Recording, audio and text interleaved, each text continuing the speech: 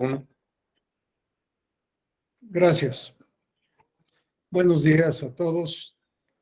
Ojalá tengamos un buen viernes previo el tormento académico de estos minutos.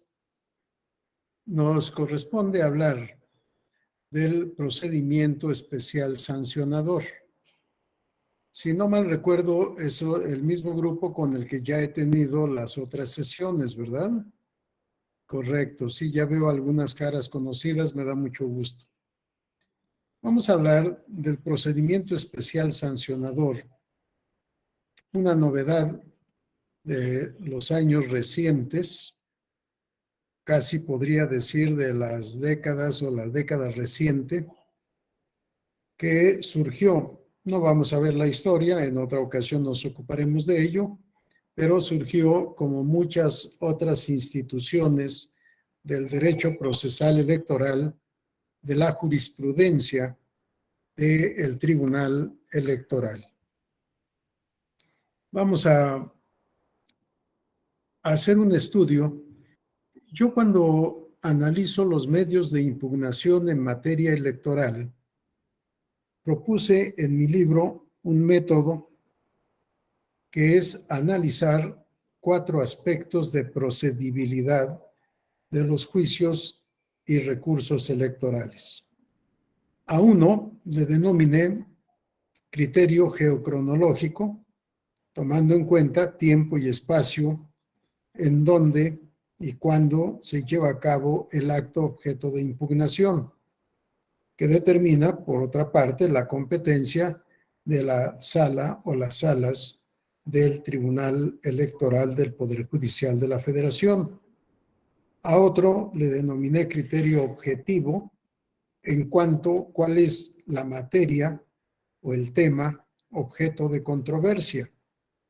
Hablé del criterio subjetivo para referirme a las partes fundamentales de la relación procesal, es decir, actor y demandado.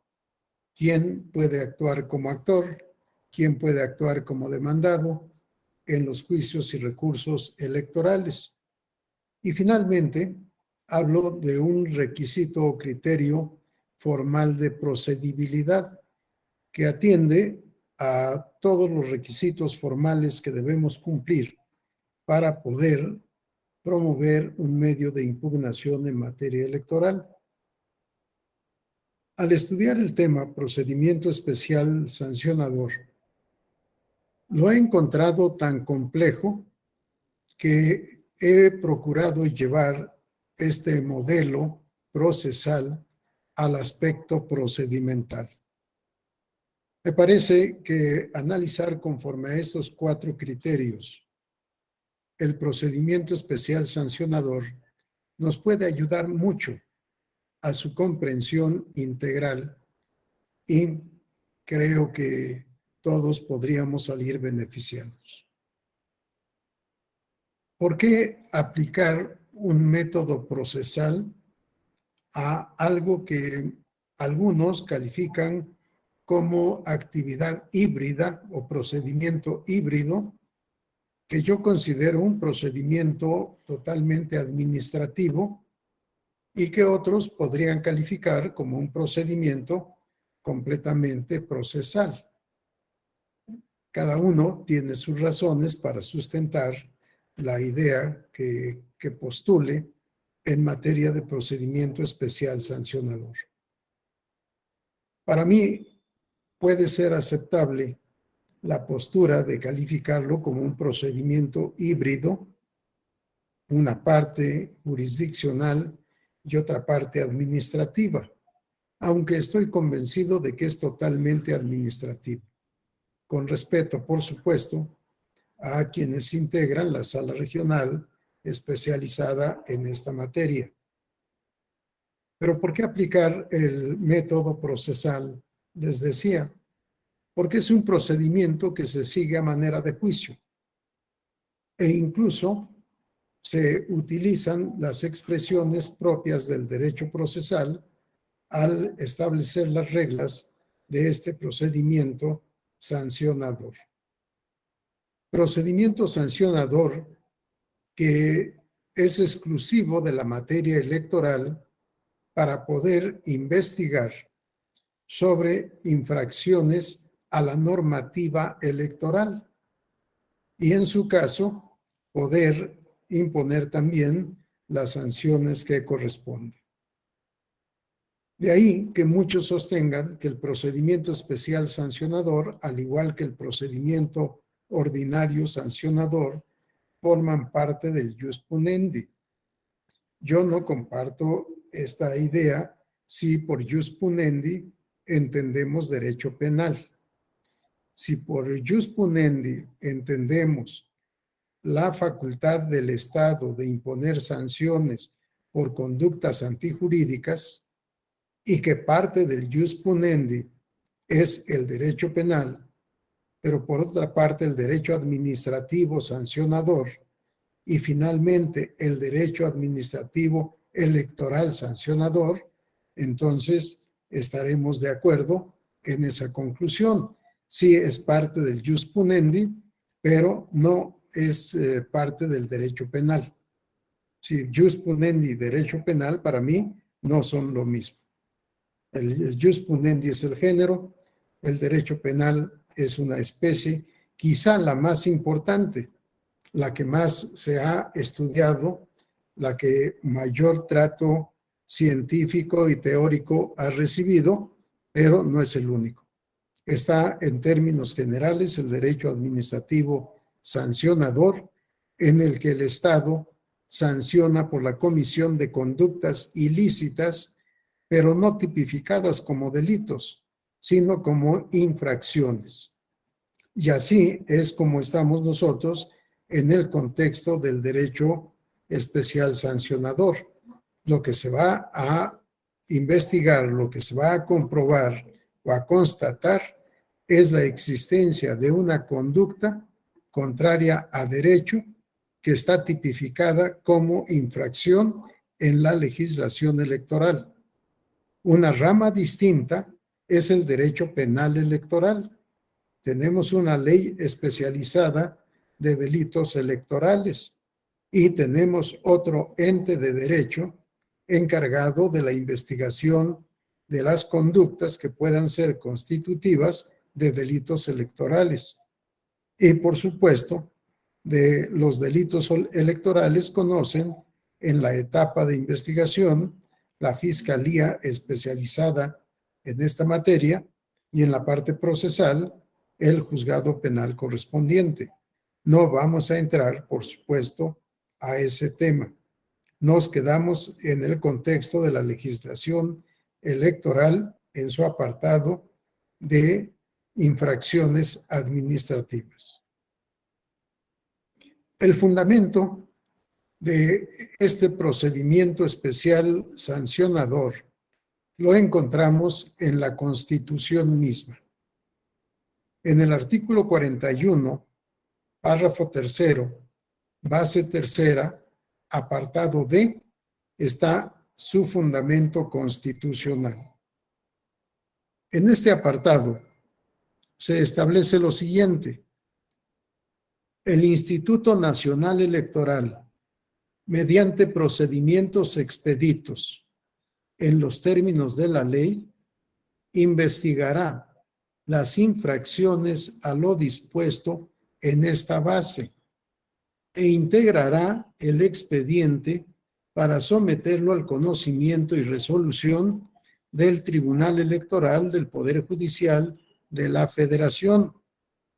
En el procedimiento, el Instituto podrá imponer, entre otras medidas cautelares, la orden de suspender o cancelar de manera inmediata las transmisiones en radio y televisión de conformidad con lo que disponga la ley.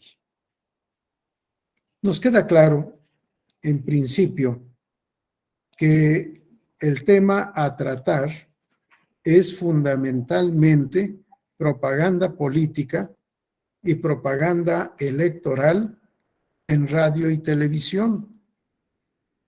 Sí, el Poder Revisor Permanente de la Constitución estableció claramente, vuelvo a leer el apartado D, el Instituto Nacional Electoral, mediante procedimientos expeditos en los términos de la ley, investigará las infracciones a lo dispuesto en esta base, sí, base tercera del párrafo tercero del artículo 41 constitucional.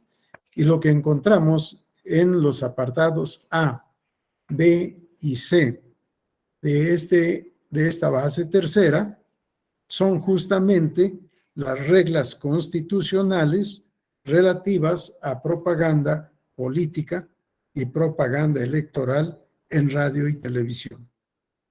En principio, ahí estaría el tema ubicada la procedibilidad objetiva o el aspecto objetivo del procedimiento especial sancionador. ¿Cuál es el objeto del procedimiento especial sancionador? Investigar sobre las conductas calificadas como infracción a las reglas sobre propaganda política y electoral en radio y televisión para, en su caso, imponer las sanciones correspondientes. Así es como surge este sistema. Sin embargo, la normativa a nivel de Ley General de Instituciones y Procedimientos Electorales cambia. Primero, habíamos dicho que tenemos dos sistemas electorales sancionadores de infracciones. Uno es el procedimiento ordinario y el otro el procedimiento especial, por sus acrónimos conocidos como POS y PES. PES, procedimiento especial sancionador; POS, procedimiento ordinario sancionador.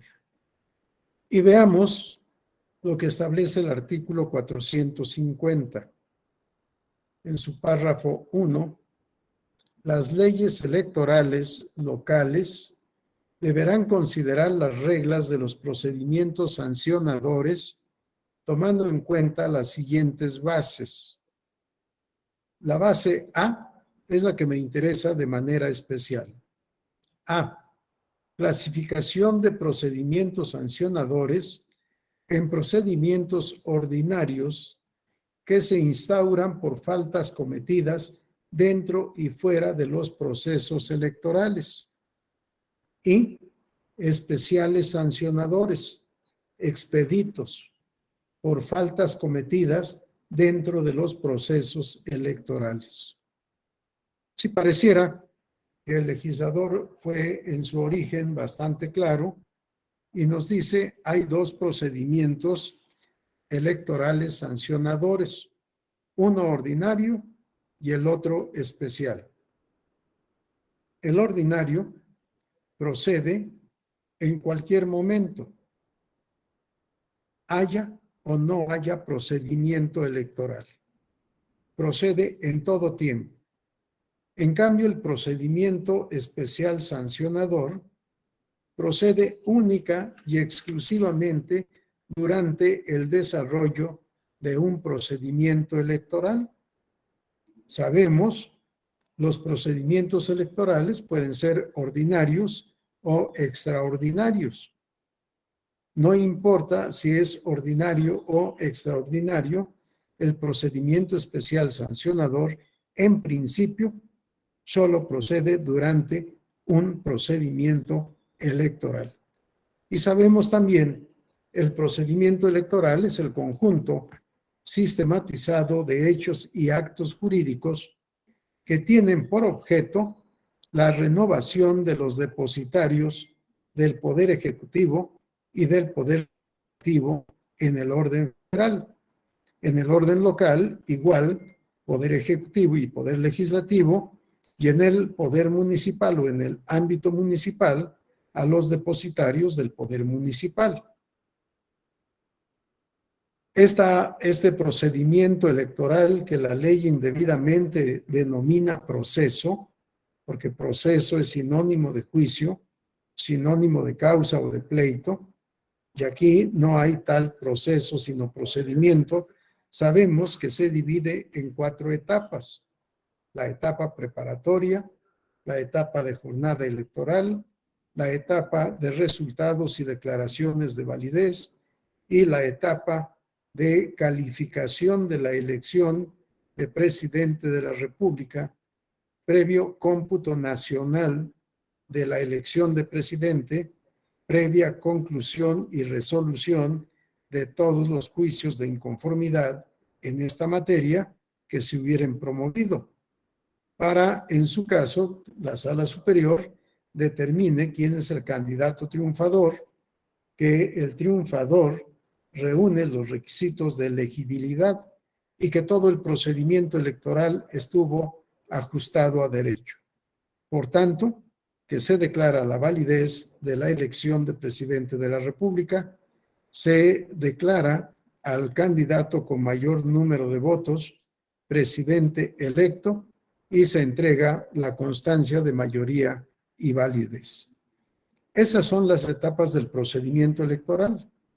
Por tanto, el procedimiento especial sancionador solo debería de proceder durante el desarrollo del procedimiento electoral, desde el inicio de la etapa preparatoria hasta la conclusión de las 4 etapas cada 6 años, 3 etapas nada más en las elecciones intermedias, como la que fue en 2021.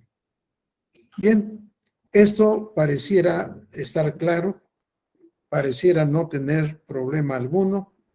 Procedimiento especial sancionador solo dentro del procedimiento electoral. ¿Ordinario o extraordinario? Sin embargo, la práctica nos ha llevado a derroteros diferentes. Nos ha llevado a la conclusión de que el procedimiento especial sancionador también procede fuera de un procedimiento electoral. En la tesis de jurisprudencia número 10, diagonal 2008, se estableció este criterio. Les leo porque es sumamente importante el contenido de esta tesis de jurisprudencia con el rubro procedimiento especial sancionador es la vía prevista para analizar violaciones relacionadas con propaganda política o electoral en radio y televisión. Si procedimiento especial sancionador es la vía prevista para analizar violaciones relacionadas con propaganda política o electoral en radio y televisión, que es a lo que se refiere la base tercera del artículo 41, párrafo tercero de la Constitución. En esta tesis se estableció los artículos 41, base tercera, y 134, párrafo séptimo. Vean cómo ya adicionamos algo más. El constituyente, en el apartado D de esta base tercera, nos dijo que el procedimiento especial sancionador es para poder investigar y sancionar conductas infractoras de las reglas previstas en el propio párrafo, en la propia base tercera del párrafo tercero del artículo 41.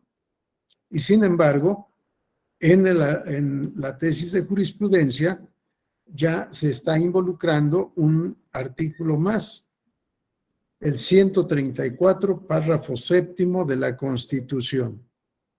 Actualmente es párrafo octavo. Leo, los artículos 41, base tercera, y 134, párrafo séptimo de la Constitución Política de los Estados Unidos Mexicanos establecen el imperativo de que la propaganda política o electoral difundida en los medios de comunicación social esté exenta de expresiones que denigren a las instituciones y partidos políticos o que calumnien a las personas.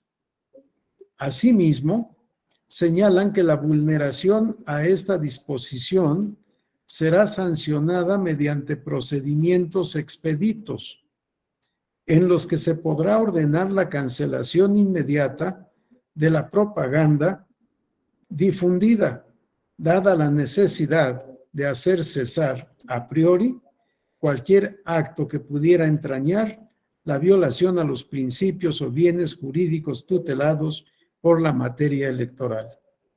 Bajo esa premisa, y aquí viene la parte importante, bajo esa premisa es dable sostener que de la interpretación sistemática y funcional de los artículos 49, 361 y 367 del Código Federal de Instituciones y Procedimientos Electorales, se obtiene que el procedimiento especial sancionador es la vía prevista por el legislador para analizar las presuntas violaciones vinculadas con la legalidad de la propaganda electoral en radio y televisión, por la brevedad del trámite y resolución que distingue a este procedimiento y la necesidad de que se defina con la mayor celeridad posible sobre la licitud o ilicitud de las conductas reprochadas,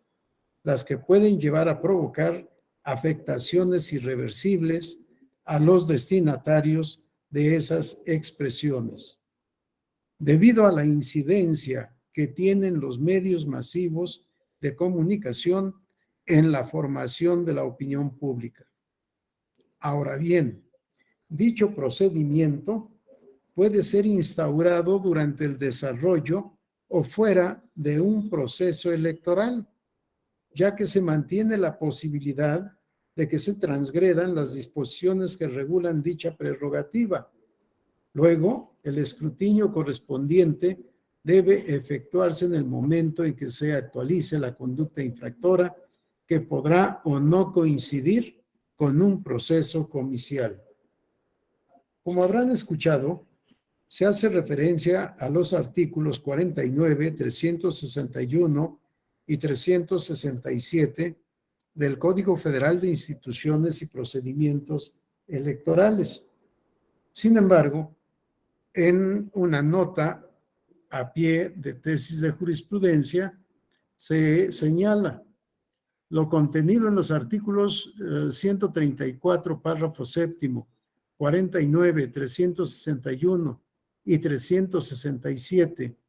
Aquí hay un error porque dice del Código Federal de Instituciones y Procedimientos Electorales, el 134 de la Constitución, interpretados en esta jurisprudencia, corresponden a los artículos 53 y 54 de la Ley General de Partidos Políticos y 464 y 470 de la Ley General de Instituciones y Procedimientos Electorales. Es una nota aclaratoria para poder decir por qué sigue vigente esta tesis de jurisprudencia, a pesar de que ya no está en vigor el código que le dio origen, sino que tenemos ahora la Ley General de Instituciones y Procedimientos Electorales. Quiero solo repetir la lectura de estos dos renglones. Dicho procedimiento puede ser instaurado durante el desarrollo o fuera de un proceso electoral. Se rompió el principio de que solo dentro de procedimiento electoral, como estaba previsto en el artículo 440, párrafo 1, inciso A, de la Ley General de Instituciones y Procedimientos Electorales, o como estaba previsto en el Código Federal ya abrogado, que fue la base para esta tesis de jurisprudencia. Como las disposiciones en una y otra, en otro ordenamiento jurídico son del mismo contenido, la tesis de jurisprudencia 10/2008 sigue siendo vigente, sigue siendo aplicable. Pero ahora veamos lo dispuesto en el artículo 470 de la Ley General actualmente en vigor. En el párrafo 1, dentro de los procesos electorales, la Secretaría Ejecutiva del Instituto, por conducto de la Unidad Técnica de lo Contencioso Electoral, instruirá el procedimiento especial establecido por el presente capítulo, cuando se denuncie la comisión de conductas que, y antes de leer los supuestos de este artículo, reiterar, el legislador señaló con toda precisión dentro de los procesos electorales, nada más, no fuera de los procesos electorales. Esta nueva ley es de 2014. Podríamos decir que es una ley que pudiera derogar la tesis de jurisprudencia que acabo de leer. Sin embargo, ya vimos la nota aclaratoria y cómo la ley general actualmente vigente reproduce lo que estaba previsto en los artículos 361 y 367 del abrogado Código Electoral. Esto solo para hacer énfasis y luego volver a la conclusión. Desde el punto de vista temporal, ya no se respeta este límite de solo durante el procedimiento electoral. Pero algo más. Recientemente, en abril de 2020, se reformó la Ley General. Se adicionó un párrafo 2 al artículo 442 de la Ley General del Sistema de Medios de Impugnación para establecer lo siguiente. Cuando alguno de los sujetos señalados en este artículo, el artículo 442 establece en el párrafo 1 quiénes son los sujetos responsables por infracciones electorales cometidas a la normativa electoral. En el párrafo 2 se agregó, cuando alguno de los sujetos señalados en este artículo sea responsable de las conductas relacionadas por violencia política contra las mujeres en razón de género, contenidas en el artículo 442 bis, así como en la Ley General de Acceso de las Mujeres a una Vida Libre de Violencia, será sancionado en términos de lo dispuesto en este capítulo, según corresponda, de acuerdo con lo dispuesto en los artículos 443 a 448. Aquí encontramos la tipificación y la ubicación de los sujetos activos de la infracción para ser sancionados en caso de cometer violencia política contra las mujeres en razón de género. Pero el párrafo segundo de este apartado 2 del artículo 42, establece lo siguiente. Las quejas o denuncias por violencia política contra las mujeres en razón de género se substanciarán a través del procedimiento especial sancionador. La infracción por violencia política contra las mujeres en razón de género se debe de tramitar como procedimiento especial sancionador. Y ahora el acápite del párrafo 1 del artículo 442 bis, adicionado también mediante decreto publicado en el Diario Oficial de la Federación el 13 de abril de 2020. 1. Artículo 442 bis 1. La violencia política contra las mujeres en razón de género dentro del proceso electoral o fuera de este, constituye una infracción a la presente ley por parte de los sujetos de responsabilidad señalados en el artículo 442 de esta ley. Si por disposición expresa del legislador, ahora procede el procedimiento especial sancionador en cualquier tiempo. Si la causa que motiva la denuncia o la queja es violencia política contra las mujeres por razón de género. Por tanto, la clasificación anterior de procedimiento especial ordinario en cualquier momento y procedimiento especial sancionador solo durante un procedimiento electoral ya no resulta aplicable. El procedimiento especial sancionador ahora procede en cualquier tiempo, en cualquier momento. Claro, todavía se siguen las reglas de que siempre de que se trate de violación a las normas en materia de publicidad política, de propaganda política en radio y televisión, o propaganda electoral en radio y televisión.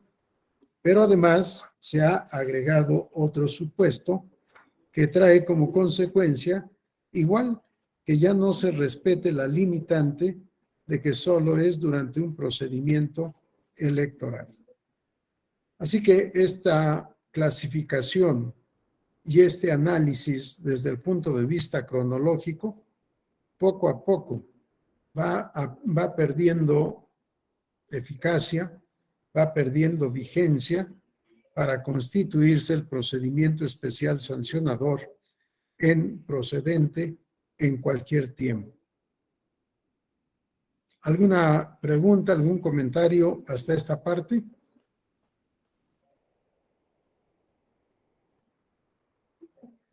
Bien, si no tenemos comentarios, preguntas, observaciones o algún tipo de participación, vamos a continuar con el análisis del aspecto objetivo o procedencia objetiva de el procedimiento especial sancionador. En el artículo 470 de la Ley General del Sistema de Medios de Impugnación se establece que procede el procedimiento especial sancionador cuando se denuncie la comisión de conductas que, inciso A, violen lo establecido en la base tercera del artículo 41 o en el octavo párrafo del artículo 134 de la Constitución. B, contravengan las normas sobre propaganda política o electoral. O C, constituyan actos anticipados de precampaña o campaña. Hasta ahí la enumeración que había antes de la reforma de abril de 2020. Hemos dicho, en términos del artículo 442, párrafo 2, se ha adicionado a este catálogo la violencia política en contra de las mujeres en razón de género. Por tanto, podemos decir ahora que desde el punto de vista objetivo, el procedimiento especial sancionador se puede instaurar por la denuncia de conductas consideradas infractoras de lo dispuesto en materia de propaganda política, por violación a lo dispuesto en materia de propaganda electoral, por violación a lo previsto en el artículo 134, párrafo octavo de la Constitución, por contravenir normas sobre propaganda política o propaganda electoral y también por actos anticipados de precampaña por actos anticipados de campaña y por violencia política contra las mujeres en razón de género. Todos estos supuestos permiten la denuncia, la queja y el inicio de un procedimiento especial sancionador. Desde el punto de vista constitucional, veamos algunas de estas reglas en materia de propaganda política y de propaganda electoral en radio y televisión. Si consultamos el artículo 41, párrafo tercero, base tercera de la Constitución Política de los Estados Unidos Mexicanos, vamos a encontrar lo siguiente. Los partidos políticos y los candidatos en ningún momento podrán contratar o adquirir por sí o por terceras personas tiempo en cualquier modalidad de radio y televisión. Si la única posibilidad de acceso que tienen los partidos políticos y los candidatos para hacer propaganda política o propaganda electoral en radio y televisión es el tiempo del Estado que el Estado atribuye al Instituto Nacional Electoral para que lo distribuya entre las autoridades electorales, los partidos políticos y los candidatos a fin de que puedan hacer propaganda en radio y televisión sin tener que pagar. Fue una reforma de 2007 que mucho benefició a los partidos políticos, pero que no implica que los concesionarios de radio y televisión cedan gratuitamente ese tiempo en sus concesiones. Es tiempo del Estado. Es el tiempo con el que ellos, los concesionarios, pagan el impuesto o los derechos, mejor dicho, no es impuesto, pagan los derechos al Estado para permitirles la explotación de las estaciones de radio y canales de televisión. ¿Sí? Nadie fuera del tiempo a disposición del instituto y distribuido por el instituto a los partidos políticos, a los candidatos y a las autoridades electorales locales y federales, nadie puede adquirir tiempo en radio y televisión para fines políticos o electorales. La infracción a esta prohibición constitucional es sancionada en términos de la Ley General de Instituciones y Procedimientos Electorales. Y aquí la palabra adquisición, porque nos dijo el revisor constituyente, los partidos políticos y los candidatos en ningún momento podrán adquirir o contratar. Sí, la palabra adquirir, ¿adquirir por qué medio? Por el medio que sea. No importa si es mediante un contrato oneroso o si es un contrato gratuito. No importa si es de manera directa o indirecta por conducto de un representante o incluso sin que exista la representación, pero por acuerdo de voluntades que un tercero adquiera tiempo en radio y televisión para hacer propaganda política o electoral. Si la conducta finalmente viene a ser la misma, infractora de la norma constitucional y por tanto acreedora a una sanción. ¿Cómo se adquirió? No importa. Se adquirió, se usó o simplemente se adquirió, la infracción ha quedado cometida. Pero además, en la propia base tercera, se establece en el apartado C, en la propaganda política o electoral que difundan los partidos y candidatos, deberán abstenerse de expresiones que calumnien a las personas, ¿sí? Una prohibición más a la propaganda difundida por partidos políticos y por los candidatos. Debe ser una propaganda de buena fe para alcanzar los objetivos lícitamente, por supuesto, de los partidos y de los candidatos, que es el triunfo en las urnas. Pero está prohibido calumniar a otro partido o a un candidato.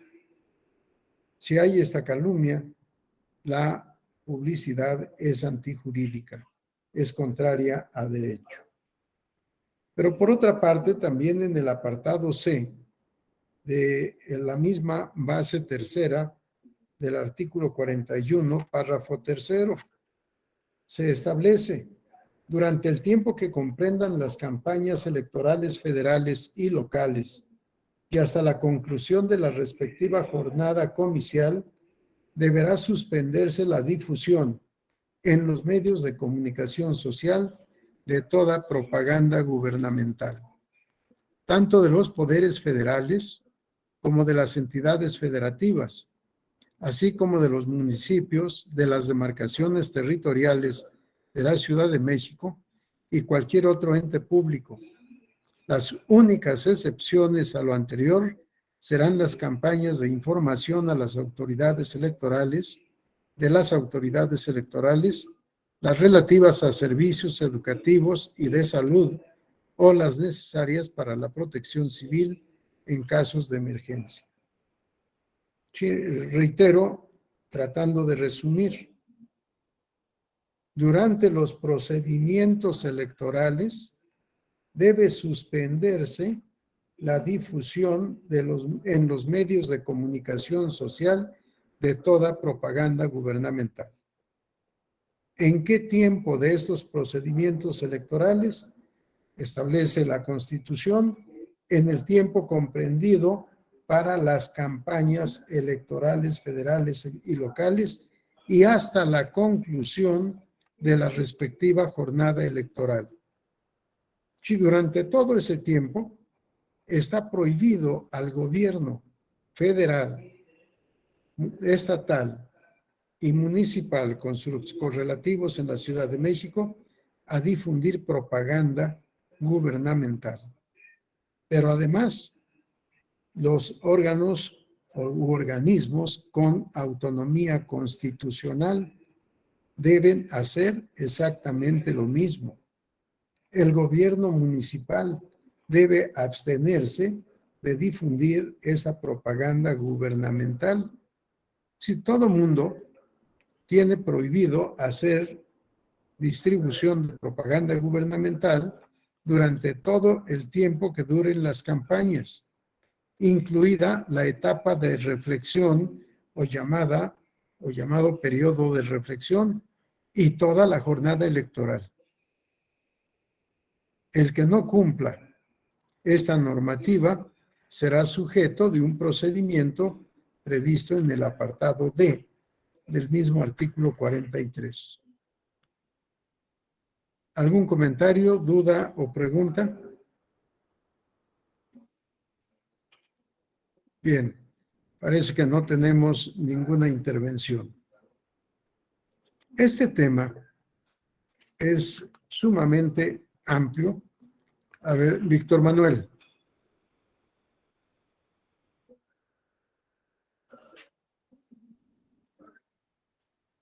No se escucha, Víctor Manuel. Muy buenos días, doctor. Buenos días, compañeras y compañeros. Buenos días. Estoy siguiendo la lectura que se está dando precisamente a este artículo 41 constitucional en lo que respecta al apartado C, el segundo párrafo, donde nos dice: usted dio lectura durante el tiempo que comprendan las campañas electorales federales y locales y hasta la conclusión de la respectiva jornada comicial, deberá suspenderse la difusión en los medios de comunicación social de toda propaganda gubernamental, tanto de los poderes federales como de las entidades federativas, así como de los municipios, de las demarcaciones territoriales de la Ciudad de México y cualquier otro ente público. Las únicas excepciones a lo anterior serán las campañas de información de las autoridades electorales, las relativas a servicios educativos y de salud o las necesarias para la protección civil en casos de emergencia. Pues está sumamente claro estos dos párrafos de este apartado C. Sin embargo, mi pregunta, doctor, en base a la gran experiencia que usted tiene, parece que hay dentro de la reforma electoral que se propone permitir propaganda gubernamental dentro de los procesos electorales para hablar de logros de gobierno, con lo que yo pienso se estaría dando marcha atrás y se estaría rompiendo el respeto a la participación equitativa de los actores y de los partidos políticos en las contiendas electorales. ¿Cuál sería su punto de vista, estimado doctor? Gracias, Víctor Manuel. Totalmente de acuerdo contigo. Para mí, efectivamente, estaríamos regresando varias décadas en nuestra cultura y nuestra práctica electoral.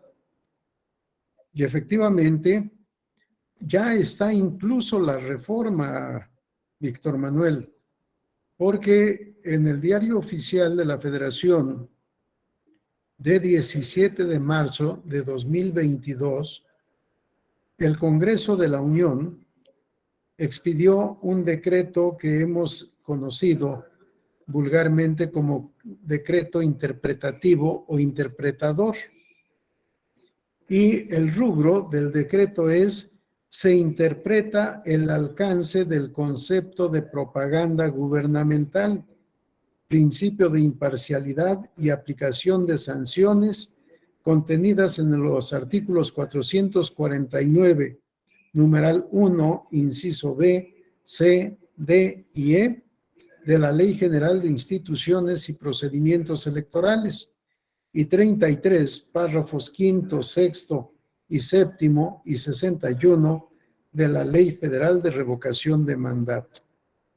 Sí, nada más que, aunque aquí se refiere en específico a la Ley de Revocación de Mandato, ya antes también nos dijo el legislador que se refiere a la Ley General de Instituciones y Procedimientos Electorales, y ahí están citados los artículos correspondientes. Y establecen el artículo primero: como concepto de propaganda gubernamental, en su aplicación contenida en la Ley General de Instituciones y Procedimientos Electorales y en la Ley Federal de Revocación de Mandato. Si alguien está siguiendo la lectura, estoy omitiendo algunas cosas. El conjunto, como concepto de propaganda gubernamental, debe entenderse el conjunto de escritos, publicaciones, imágenes y grabaciones y proyecciones difundidas bajo cualquier modalidad de comunicación social con cargo al presupuesto público, etiquetado de manera específica para ese fin por un ente público, poderes de la Federación, entidades federativas, municipios y demarcaciones territoriales de la Ciudad de México, así como órganos constitucionales autónomos o cualquier otra dependencia o entidad de carácter público, con el objeto de difundir el quehacer, las acciones o los logros relacionados con sus fines o información de interés público referida al bienestar de la población, cuyas características deberán ajustarse a lo señalado en el artículo 134, párrafo octavo de la Constitución. Y el párrafo siguiente: no constituyen propaganda gubernamental las expresiones de las personas servidoras públicas, las cuales se encuentran sujetas a los límites establecidos en las leyes aplicables. Tampoco constituye propaganda gubernamental la información de interés público conforme al artículo 3, fracción 12 de la Ley General de Transparencia y Acceso a la Información Pública que debe ser difundida bajo cualquier formato por las personas servidoras públicas. Con esto, efectivamente, se viene a desvirtuar el concepto de propaganda gubernamental contenido en el artículo 41, base tercera, que hemos leído, apartado C. Está en controversia este decreto ante la Suprema Corte de Justicia de la Nación. Ya veremos qué es lo que declara la Suprema Corte, si deja sin efecto, si deroga. Yo digo que es una derogación jurisdiccional o judicial, si deroga este decreto, o en términos generales, si lo declara inconstitucional y por tanto inválido, o si lo declara válido, constitucional. Ya veremos qué es lo que nos dice la Suprema Corte. En mi opinión, este decreto interpretador o interpretativo es inconstitucional, porque es un decreto del Congreso de la Unión y está reformando una norma constitucional. Bueno, no solo una, la que está relacionada con la materia electoral en el artículo 41, la relacionada con revocación de mandato y consulta popular en el artículo 35 de la misma Constitución. Sí, creo que debemos volver al orden y tomar como parámetro la parte que no leí y que me hiciste el favor de leer, Víctor Manuel, en cuanto a las excepciones.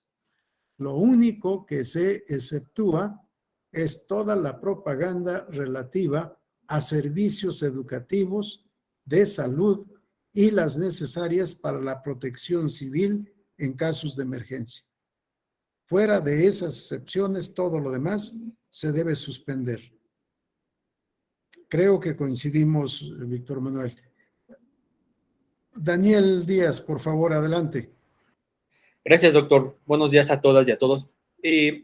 Usted habló hace un momento sobre la adquisición de propaganda Sí. en los medios tradicionales, radio y televisión o prensa. Pero ¿cuál sería el tratamiento sobre un procedimiento especial sancionador?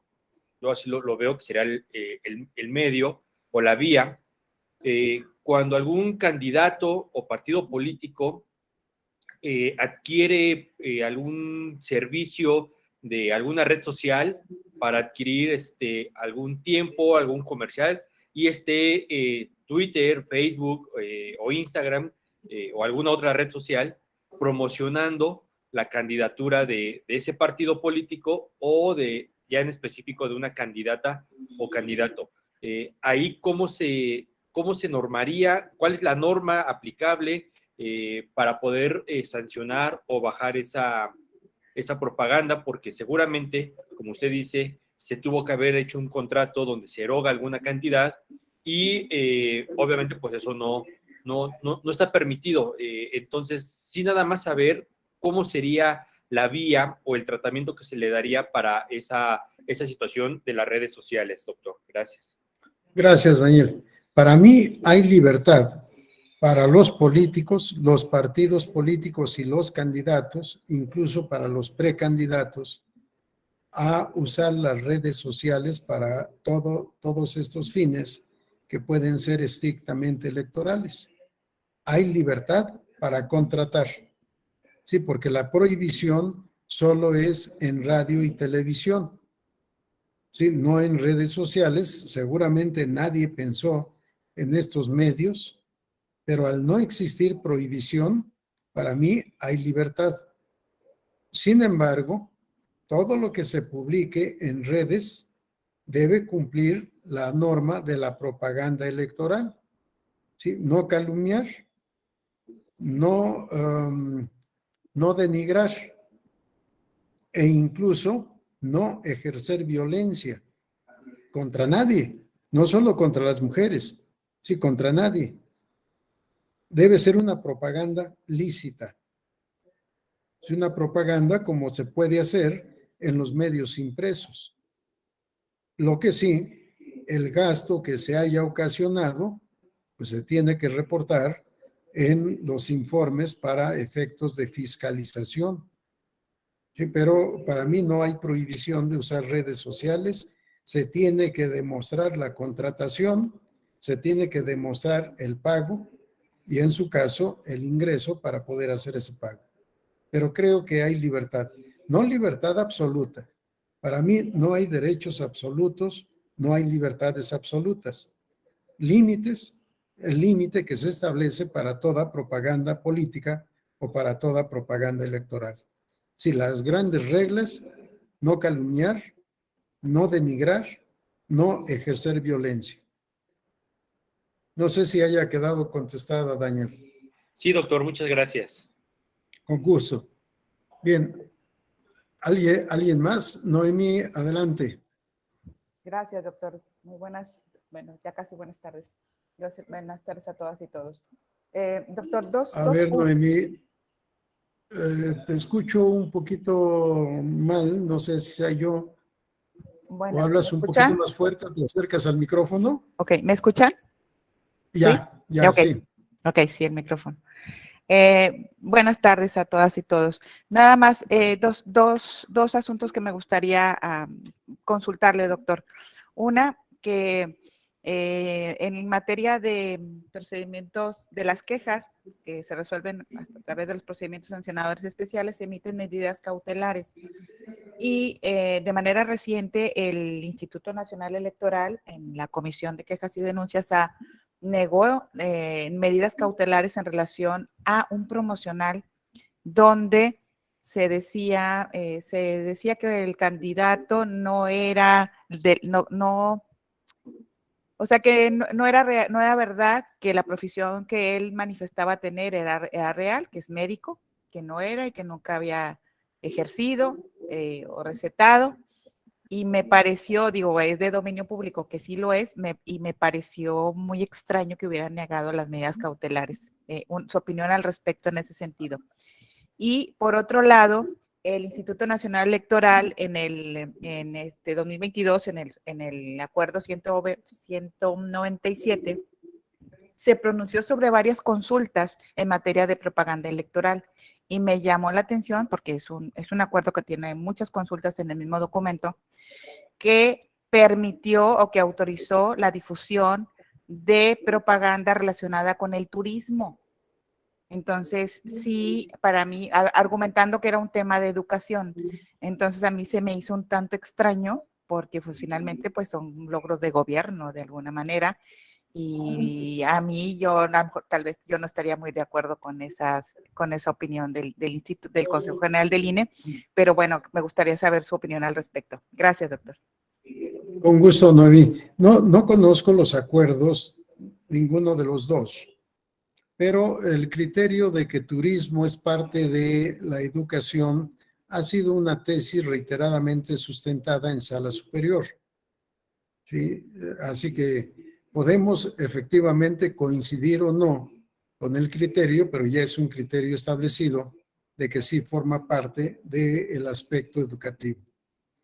En cuanto a la medida cautelar de haber dicho fulano que se ostenta como titular de tal profesión no lo es. Creo que en este grupo ya tuvimos la plática sobre pruebas y habíamos dicho el que niega no está obligado a probar, salvo que su negativa o negación encierre una afirmación.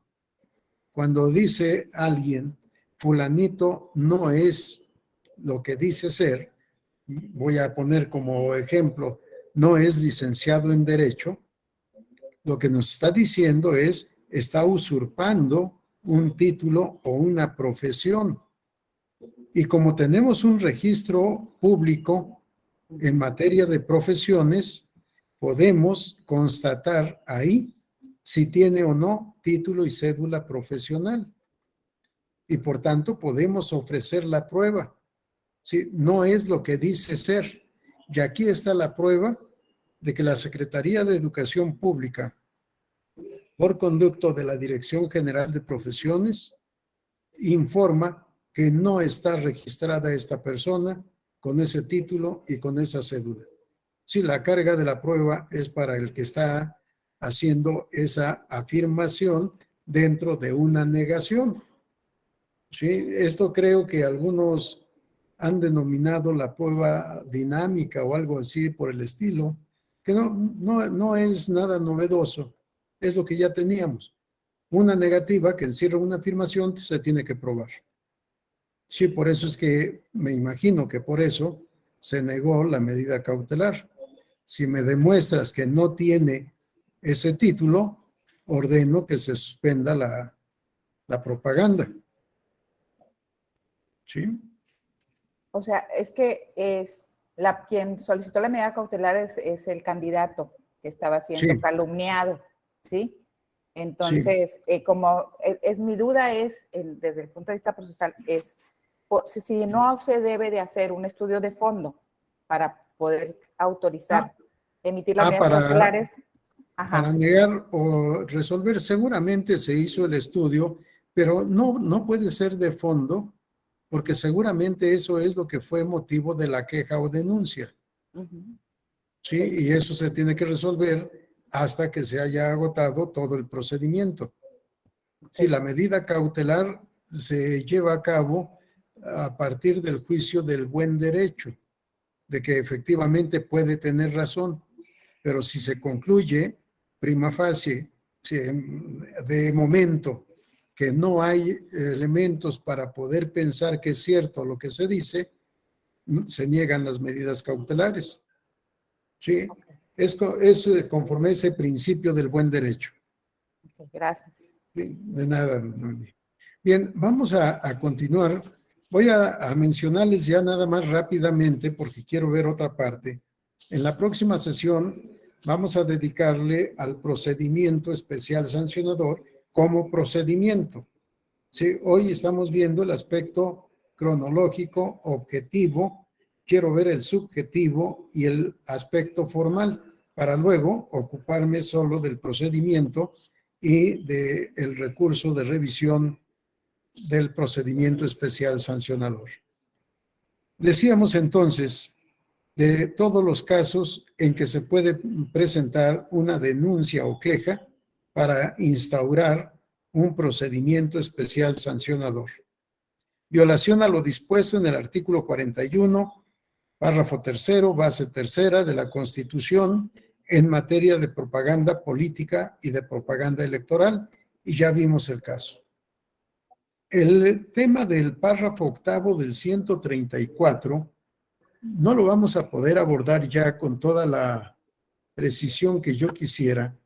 Es un tema también muy importante que se refiere, déjenme ubicar nada más el artículo, que se refiere a propaganda gubernamental, cuáles son las reglas o cuáles son los principios que debe satisfacer, porque aquí también encontramos muchos temas interesantes en la vida práctica, muchos actos que se han calificado como de propaganda personalizada.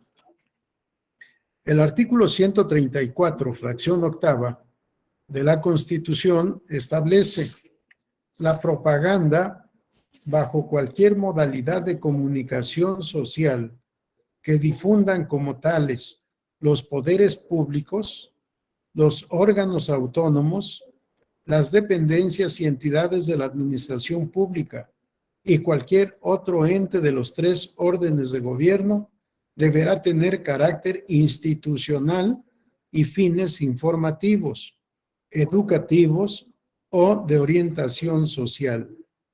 En ningún caso esta propaganda incluirá nombres, imágenes, voces o símbolos que impliquen promoción personalizada de cualquier servidor público. Vean cómo este tema de tanta trascendencia es utilizada todos los días. Propaganda personalizada. ¿Cuándo la propaganda es personalizada? Cuando se puede identificar al servidor público que está difundiendo esa propaganda, esa información que debería de ser información única y exclusivamente institucional, sin que en modo alguno se pueda identificar a quién hizo lo que se informa que se hizo o quién está difundiendo la información que se difunde.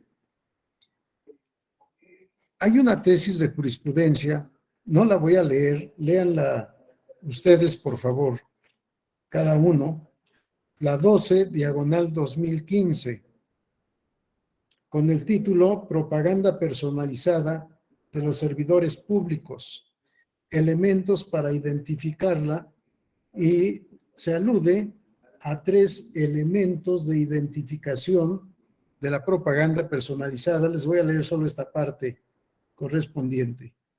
Elemento personal, que deriva esencialmente en la emisión de voces, imágenes o símbolos que hagan plenamente identificable al servidor público. Así lo leímos en el párrafo 8º del 134. Elemento objetivo, que impone el análisis del contenido o mensaje a través del medio de comunicación social de que se trate, para determinar si de manera efectiva revela un ejercicio de promoción personalizada susceptible de actualizar la infracción constitucional correspondiente. Y C, temporal, pues resulta relevante establecer si la promoción se efectuó iniciado formalmente el proceso electoral o se llevó a cabo fuera del mismo. Pero aquí se reitera la tesis que ya habíamos leído en la tesis 10/2008, de que no importa que sea dentro o fuera de procedimiento electoral. Déjenme ver en esta parte. Si la promoción se efectuó iniciado formalmente el proceso electoral o se llevó a cabo fuera del mismo, ya que si la promoción se verificó dentro del proceso, se genera la presunción de que la propaganda tuvo el propósito de incidir en la contienda, lo que se incrementa cuando se da en el periodo de campañas, sin que dicho periodo pueda considerarse el único o determinante para la actualización de la infracción, ya que puede suscitarse fuera del proceso, en el cual será necesario realizar un análisis de la proximidad del debate para estar en posibilidad de determinar adecuadamente si la propaganda influye, en el proceso electivo. Vean cómo también en materia de propaganda personalizada rompemos el principio cronológico de que solo durante procedimiento electoral. Sí, ya podemos ahora, insisto, pensar en que el procedimiento especial sancionador puede instaurarse en cualquier tiempo. La única diferencia que va a tener con el ordinario son las reglas del procedimiento, el tiempo que se tarde uno y otro, los elementos de prueba que se pueden ofrecer y aportar en uno y otro, y por supuesto, el objeto de denuncia o queja que motive el procedimiento especial sancionador o el ordinario sancionador. Ya hice la enumeración en su momento de todos estos objetos que pueden ser de procedimiento especial sancionador. Vamos ahora a revisar las formalidades de la queja. Formalidades que están previstas en el artículo 471, párrafo 3, de la Ley General de Instituciones y Procedimientos Electorales. Yo los desgloso y complemento, porque son necesarios, de la siguiente manera. El primer requisito, la queja o denuncia para el procedimiento especial sancionador, es el escrito tradicional, es decir, el escrito en papel, no se puede presentar la queja o denuncia para iniciar un procedimiento especial sancionador por otra vía, si necesariamente por escrito, en papel, por supuesto, en español, no puede ser en otro idioma. Esto tampoco está previsto en este párrafo, pero así debe ser, es una de las reglas establecidas en el Código Federal de Instituciones, en el Código Federal de Procedimientos Civiles, aplicable por disposición expresa de la Ley General del Sistema de Medios de Impugnación en materia electoral, que es supletoria de esta Ley General de Instituciones y Procedimientos Electorales. Bien, entonces, queja o denuncia por escrito en papel. Se debe señalar el nombre del quejoso o denunciante, pero como quejoso o denunciante puede ser cualquier persona, o mejor dicho, cualquier ente de derecho, con independencia de que sea o no sea persona, debemos decir que se requiere en el escrito de queja o denuncia señalar el nombre, denominación o razón social del denunciante o quejoso. Porque si es un partido político no tiene nombre, tiene denominación. Si es una coalición, tiene denominación. Si es una sociedad civil o una sociedad mercantil, puede tener denominación o razón social. De tal manera que se debe señalar en el escrito de denuncia el nombre, denominación o razón social del quejoso o denunciante. Pero en consecuencia, necesitamos también el nombre del promovente. Y aquí debemos tener mucho cuidado porque la Ley General del Sistema de Medios de Impugnación, cuando define al promovente, lo hace mal. Y lástima, porque es una norma que obliga, pero que define mal al promovente. Nos dice, para los efectos, el artículo 12, párrafo 2, para los efectos de los incisos A y C, es decir, los que se refieren al actor y al tercero interesado, para los efectos de los incisos A y C del párrafo que antecede, se entenderá por promovente al actor que presente un medio de impugnación y por compareciente el tercero interesado. No, promovente es el que promueve.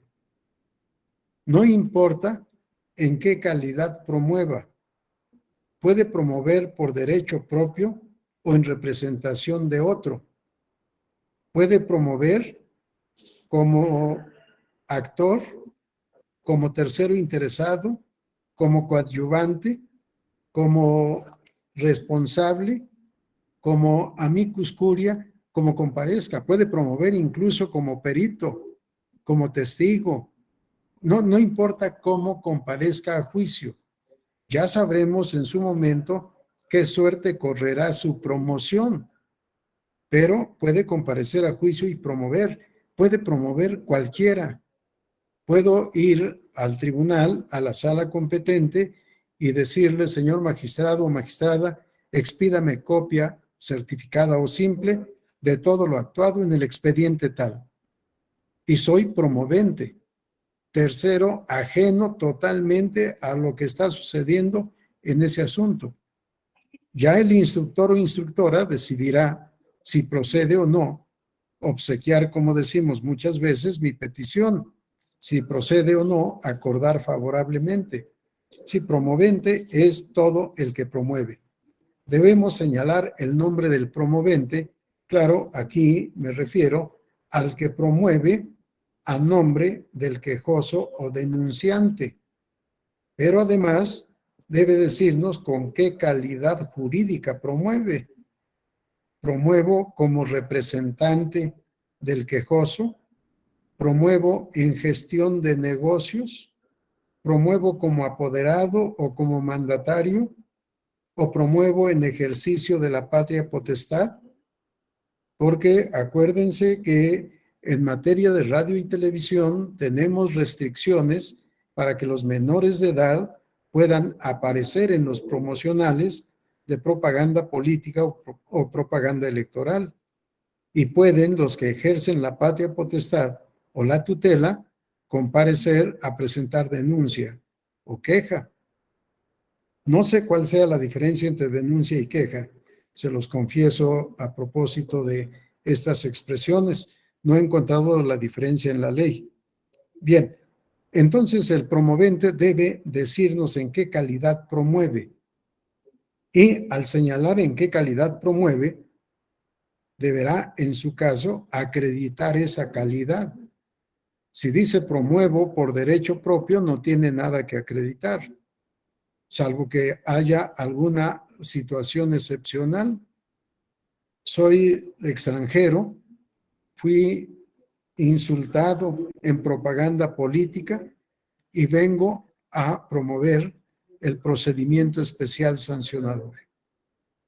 Quizá tenga que acreditar su calidad migratoria en el país. Yo lo requeriría, pero en fin, acreditar su calidad jurídica previa manifestación de en qué calidad promueve.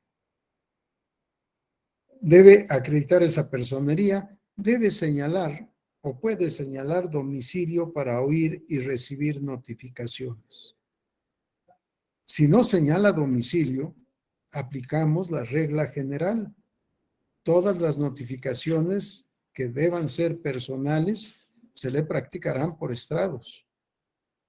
Si no hay señalamiento de domicilio para oír y recibir notificaciones, las notificaciones se practicarán por estrados de, en este caso, la unidad técnica de lo contencioso electoral del Instituto Nacional Electoral. Por otra parte, también, y por razón práctica, señalar a las personas autorizadas para oír y recibir notificaciones. Esto es estrictamente de orden práctico, no es un requisito legal. Sin embargo, aquel que no autoriza a alguien o a algunos a oír y recibir notificaciones está condenado a solo recibirlas él, por ser el único legitimado para ese efecto. Y cuando no pueda o no quiera concurrir o recibir la notificación, no se podrá practicar con otra persona y por tanto puede ser que se lleve a cabo por estrados una notificación, pero la consulta del expediente nadie lo podrá consultar por él o por ella.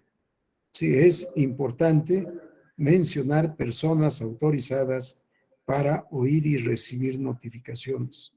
Pero además, de acuerdo a la jurisprudencia de la Suprema Corte de Justicia de la Nación, quienes son autorizados para oír y recibir notificaciones pueden cumplir requerimientos y pueden promover medios de impugnación, lo cual es sumamente importante darle a estos autorizados estas facultades en defensa del interés del compareciente. Otro requisito formal, narración clara de los hechos.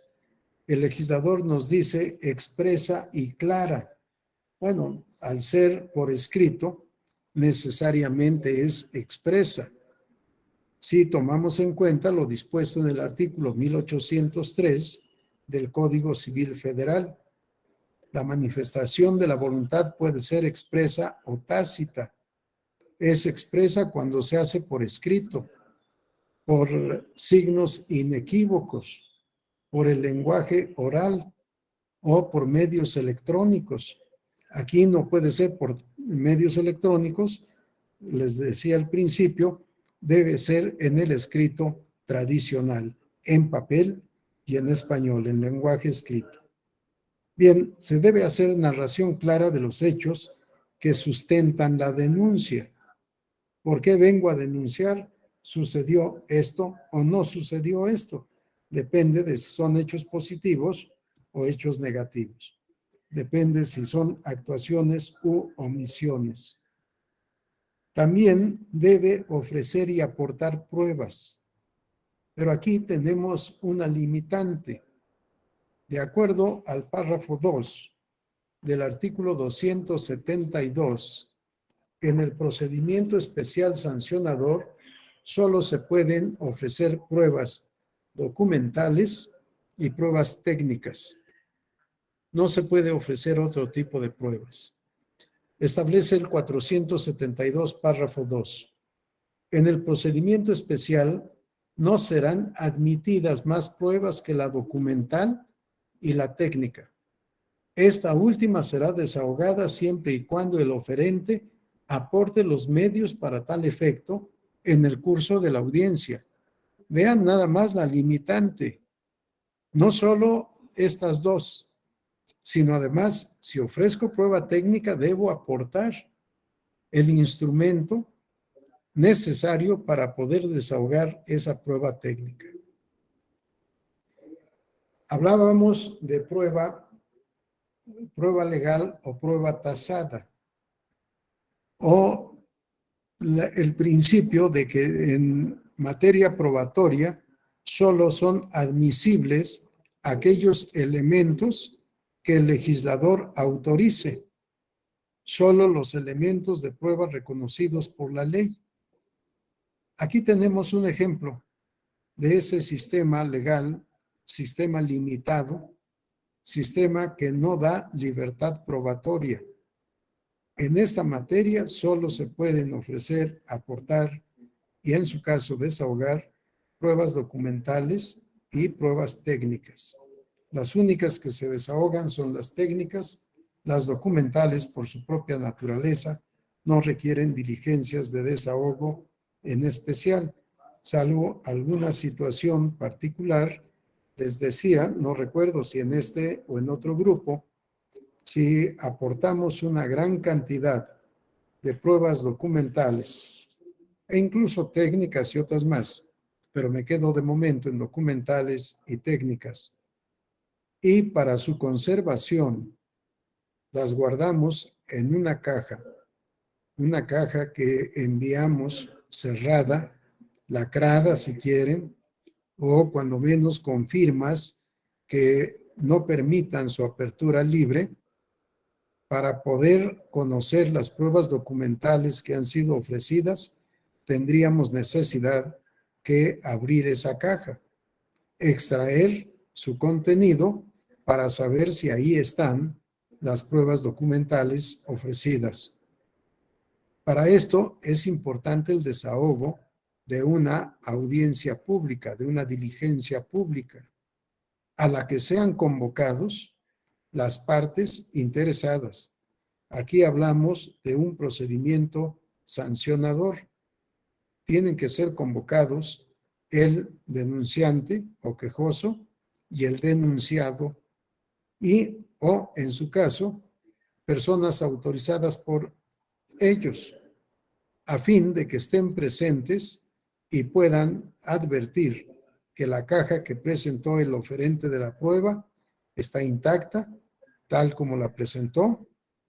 Se abre en ese momento, se extrae su contenido, se busca la documentación que interesa y si está, se hará, en su caso, la valoración correspondiente. Se asentará en el acta de la diligencia que efectivamente ahí están esas pruebas documentales y que serán tomadas en cuenta en su momento para dictar resolución. Por otra parte, si es el caso también, se debe mencionar qué pruebas solicita el denunciante que la autoridad requiera a quien las tenga. Requerimiento que será procedente solo si el denunciante manifiesta que no ha tenido la posibilidad jurídica de recabarlas a pesar de haberlas solicitado. y por tanto la autoridad procederá a requerirlas a quien las tenga. Si es el caso, se debe mencionar qué medidas cautelares se solicitan para que pueda en su momento la Comisión de Quejas y Denuncias emitir el acuerdo que corresponde. Y finalmente, debe el promovente firmar con firma autógrafa su escrito de denuncia. Si no puede o no sabe firmar, ha de imprimir su huella digital. Si no puede o no puede o le es imposible imprimir huella digital, vamos a aplicar una regla general del derecho que solicite a otra persona que firme a su ruego y se debe asentar así en el escrito de denuncia. Esto no está previsto en ninguna parte de la legislación electoral. Son reglas del derecho procesal civil federal y reglas del derecho civil federal. Seguramente en los códigos civiles y códigos procesales civiles de las entidades federativas habrá también una disposición similar. Cuando no pueda firmar la persona interesada o autora del acto jurídico, firmará otra a su ruego. Esto, insisto, no está en ninguna parte de nuestra legislación constitucional, sustantiva o procesal. ¿Alguna pregunta hasta esta parte? ¿Algún comentario?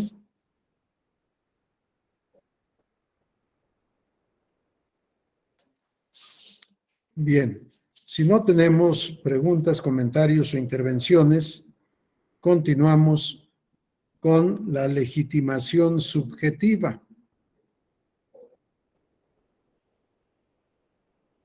Es decir, ¿quién está legitimado? Legitimación subjetiva activa.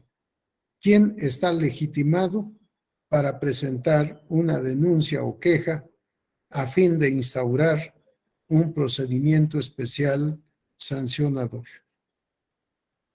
En principio, todo sujeto de derecho.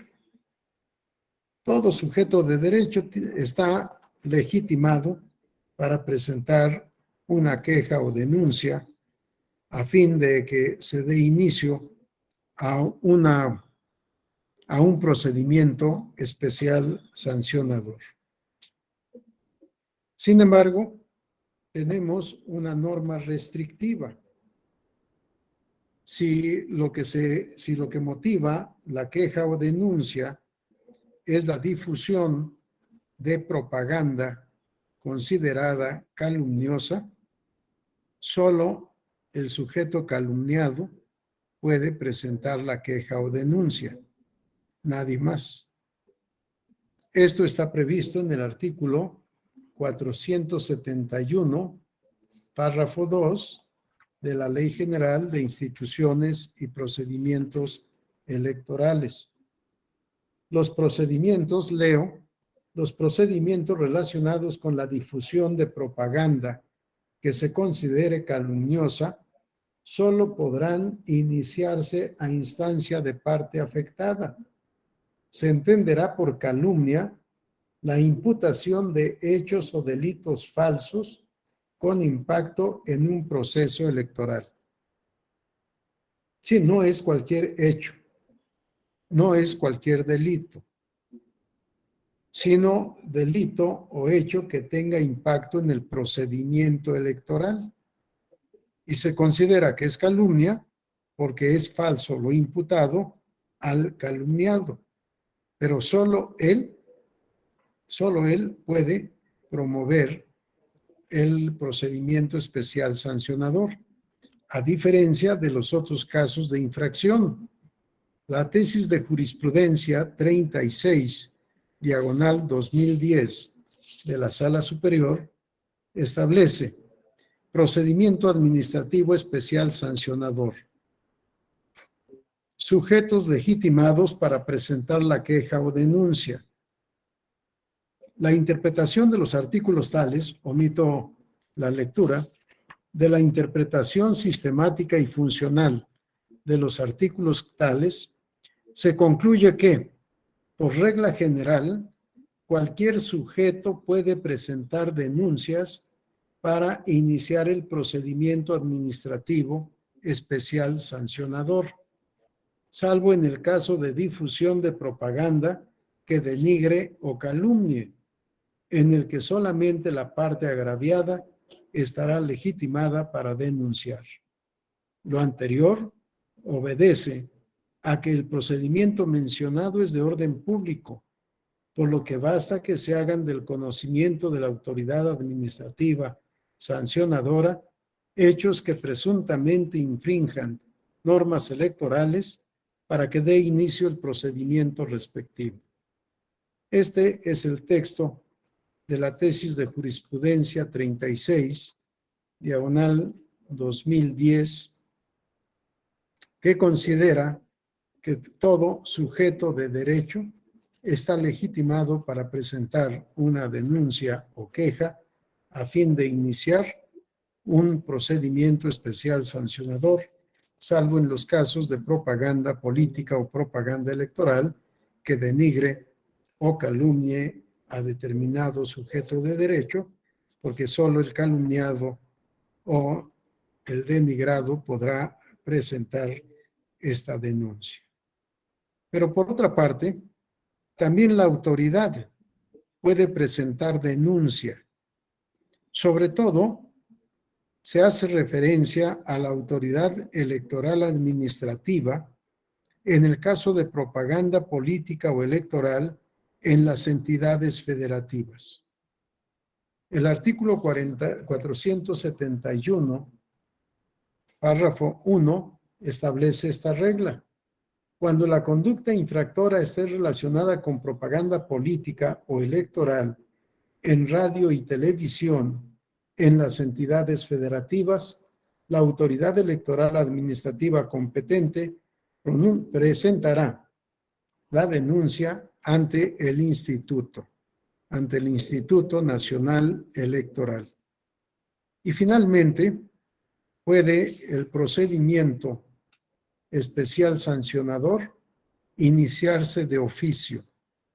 Es decir, si la autoridad, si el Instituto Nacional Electoral tiene conocimiento de que hay una conducta que posiblemente es constitutiva de infracción, iniciará de oficio el procedimiento sancionador.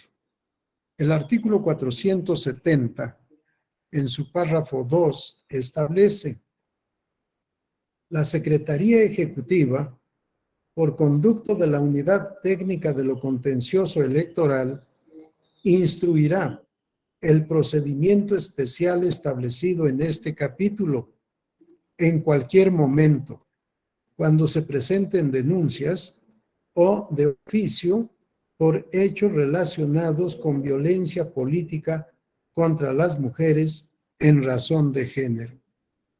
Aquí encontramos una vez más cómo en cualquier momento se puede iniciar este procedimiento especial sancionador si el tema es violencia política contra las mujeres en razón de género. Un tema novedoso en nuestro sistema electoral, un tema que ya era necesario incluir no solo como parte del sistema sancionador electoral, sino también en el contexto de las nulidades electorales. De esto platicaremos en otra ocasión. Para mí es importante que tomemos en cuenta cuando hay esta violencia política por razón de género en contra de las mujeres. El artículo 442 bis, párrafo 1, establece los supuestos.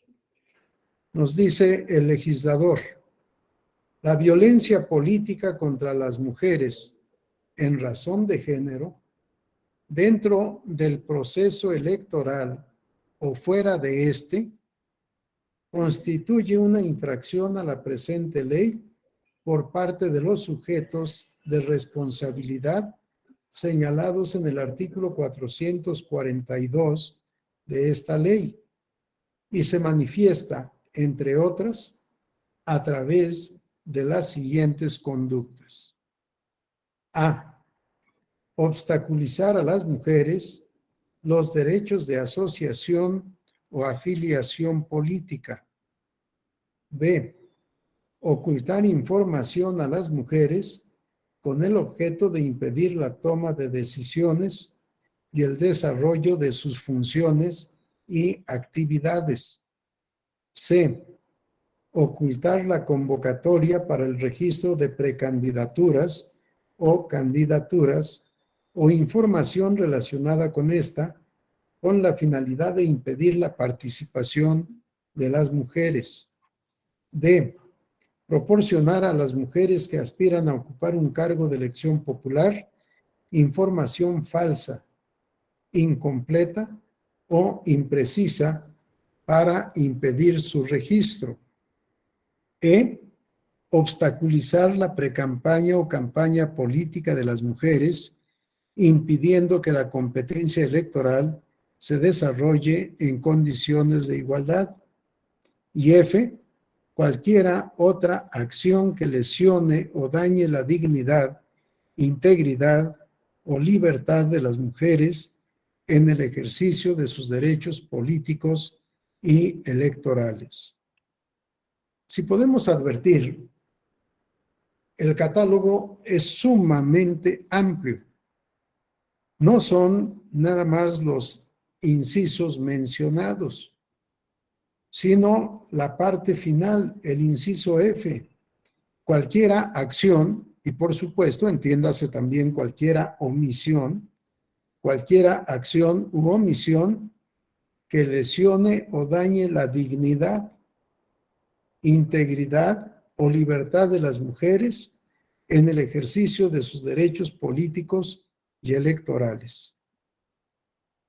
Con eso pudo habernos dicho todo el legislador para dejar a los órganos electorales, administrativos y jurisdiccionales la calificación de cada conducta a fin de considerarla constitutiva o no de una infracción.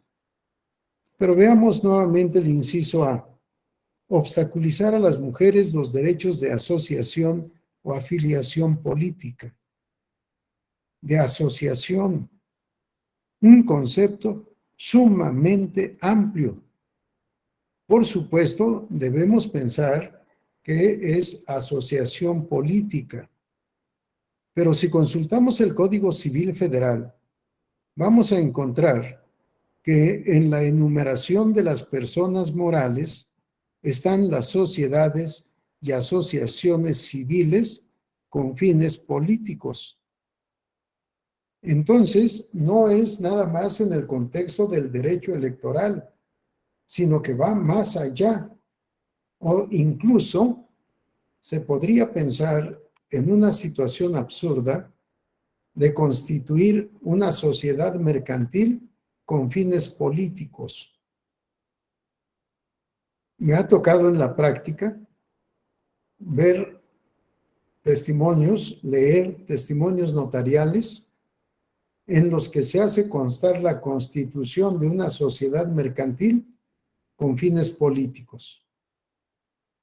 Y esto porque la Ley General de Sociedades Mercantiles califica como mercantil a cualquier sociedad que se organice de acuerdo a las formalidades previstas en la ley, sin hacer alusión al fin social de esa organización.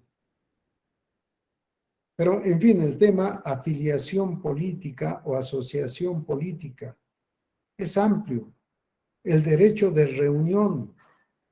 Hemos visto recientemente, con pena lo digo, manifestaciones de mujeres que acuden incluso con las hijas o con las hermanas. Lo digo con pena porque no debería de suceder, no por prohibir, sino porque no debería de haber causa para la protesta. Estamos en una situación tan compleja que los feminicidios son noticia de todos los días o han dejado de ser noticia para convertirse en estadística cotidiana. Cuando se empezó a hablar de feminicidios, yo me manifesté en contra. Señalé que en el concepto homicidio estaban incluidos todos los seres humanos, mujeres y hombres, que lo que se podía hacer es ampliar la sanción cuando la víctima fuera una mujer. Sin embargo, la realidad social se ha impuesto desafortunadamente y les ha dado la razón a quienes tipificaron el delito de homicidio, de feminicidio, perdón, con una penalidad mayor. Atentar contra la dignidad, contra la integridad o la libertad de una mujer se queda en infracción, pero atentar contra su integridad física o su integridad en salud o atentar contra la vida de una mujer es delito. Y no delito electoral, sino delito del orden común, con una sanción especial. Pero en fin, no es el tema, me voy a retractar o a regresar a el inciso B. Ocultar información a las mujeres con el objeto de impedir la toma de decisiones y el desarrollo de sus funciones y actividades. Aquí pareciera ya no ser materia electoral, porque estamos analizando el cumplimiento de funciones o actividades. Pero por supuesto son funciones o actividades vinculadas a la materia electoral. Hemos dicho, no recuerdo si es en tesis de jurisprudencia o en tesis aisladas, que el derecho de voto, y esto yo lo señalé primero en un voto particular y así lo sostuve, el derecho de voto o el derecho a ser votado, el derecho pasivo de voto o derecho a ser votado, no se limita única y exclusivamente a recibir los votos el día de la jornada electoral. Es mucho más que eso. Es el derecho a participar en las precampañas de los partidos políticos al cual las mujeres y los hombres, por supuesto, estén afiliados. Derecho a participar en las precampañas, pero empieza incluso desde el derecho a ser admitido como militante de un partido político, o como simpatizante, o como adherente, o según sean las calidades del partido político, a participar en las precampañas y a participar en circunstancias de igualdad con los demás interesados en esta participación. El derecho a ser votado implica el derecho de ser partícipe de los procedimientos intrapartidistas para postular candidatos. El derecho a ser postulado candidato por el partido político solicitando su registro ante el instituto electoral correspondiente. El derecho de que el instituto competente lo registre como candidato. El derecho a hacer campaña una vez que ha sido registrado candidato. El derecho a recibir los votos emitidos por la ciudadanía. El derecho a que esos votos se cuenten conforme a derecho, que se haga el cómputo, primero el escrutinio y cómputo y después el cómputo municipal, distrital, de entidad o nacional, según corresponda.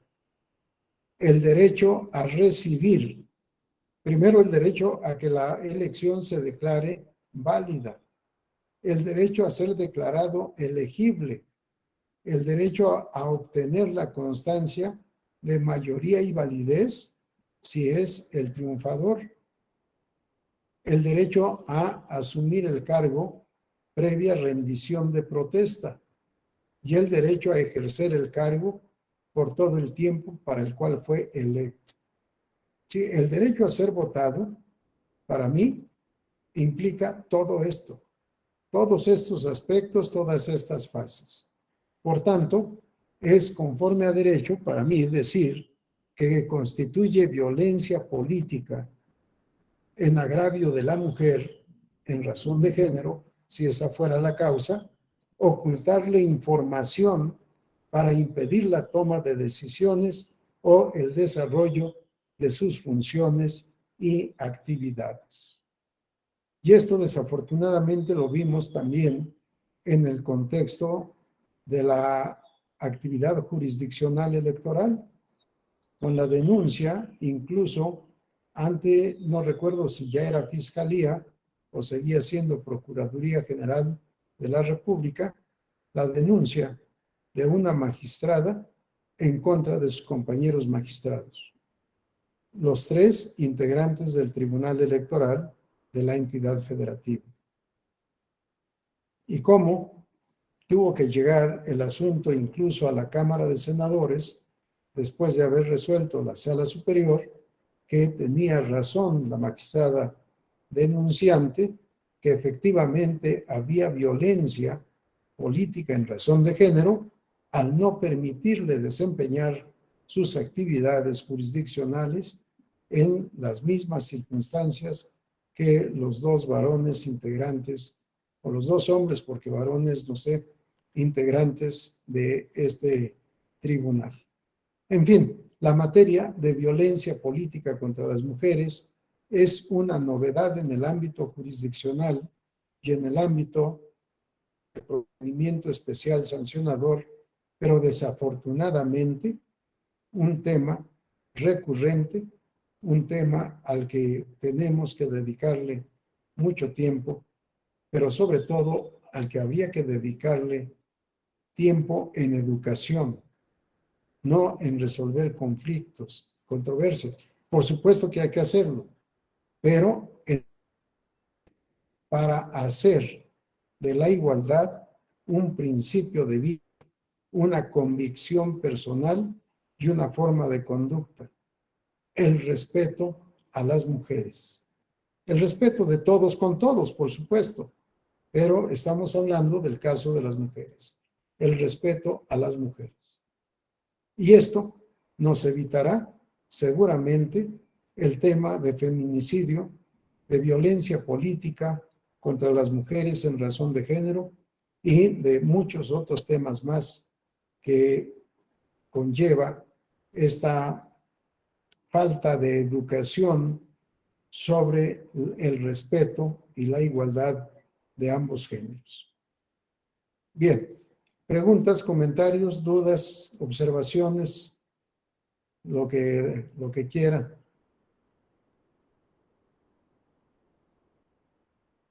¿No? No voy a hacer la pregunta, ¿a qué hora nos vamos? ¿O sí, porque es viernes?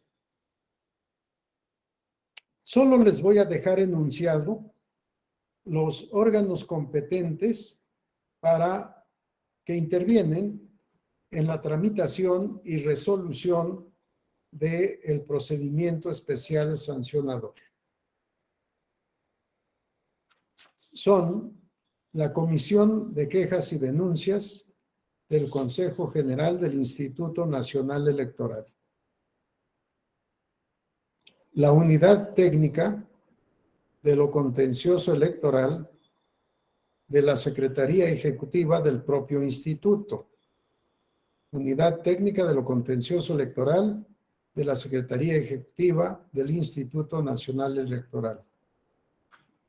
El vocal ejecutivo de la Junta Local Ejecutiva correspondiente o el vocal ejecutivo de la Junta Distrital Ejecutiva. Y finalmente, la Sala Regional Especializada del Tribunal Electoral del Poder Judicial de la Federación.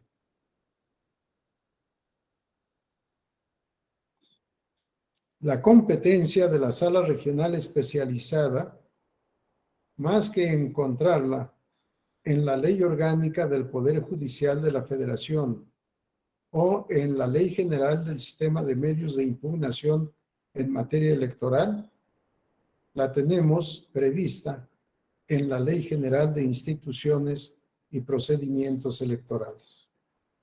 En este capítulo del procedimiento especial sancionador. Lo veremos en la próxima sesión que tenemos el lunes siguiente. ¿Dudas, preguntas o comentarios?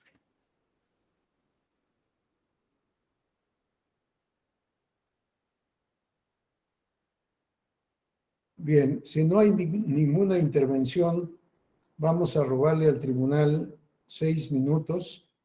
Todavía nos faltan 6 minutos para la 1, pero no quiero empezar el procedimiento y dejarlo solo iniciado como las telenovelas, para dejarlos entusiasmados y que tengan que verme en el próximo capítulo por el mismo canal. Sí, vamos a iniciarlo de manera sistemática y sistematizada el próximo lunes y a concluirlo, por supuesto. Les agradezco mucho su atención, que tengan feliz fin de semana y nos veremos el próximo lunes. Muchas gracias, doctor. A ustedes, gracias. Hasta luego.